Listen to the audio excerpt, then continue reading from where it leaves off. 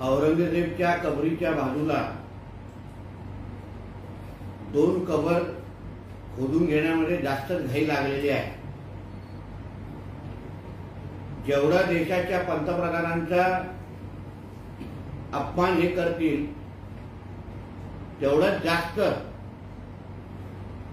त्या खड्ड्यात स्वतःहून पडण्याचं काम हे दोघं तेवढंच करतील। एका बाजूला संजय राजाराम राऊत आणि संजय राजाराम राऊतचा मालक आणि त्याची मालकीन मुलाला वाचवण्यासाठी दिल्ली दौरे करतात।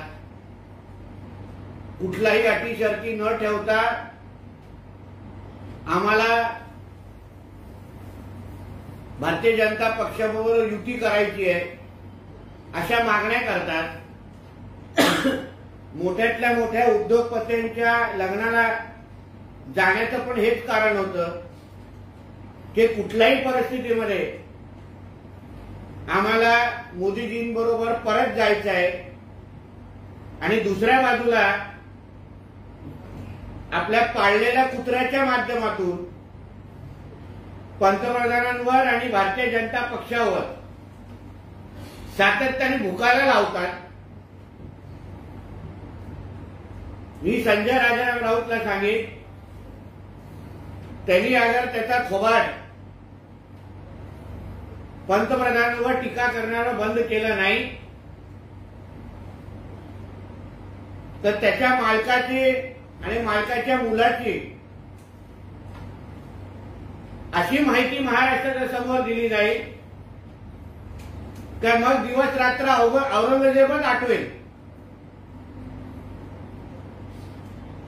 औरंगजेब बरोबर ज्या औरंगजेबनी हिंदूंची मंदिरं तोडली, हिंदूंचा द्वेष केला,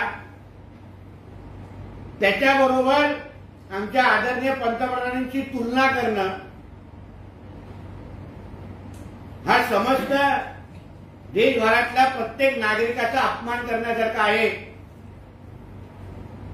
आमच्या पंतप्रधानांच्या 10 वर्षाच्या कारकिर्दीमध्ये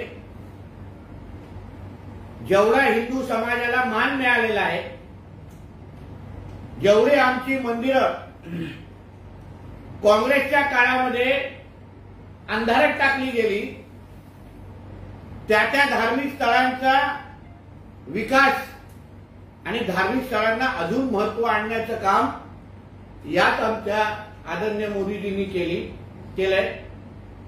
500 वर्षापासून असलेली जी काही हिंदू समाजाची मागणी होती ते राम मंदिराचे निर्माण आणि प्राण प्रतिष्ठान ह्याच आमच्या आदरणीय पंतप्रधानांच्या 10 वर्षामध्ये झालेला आहे।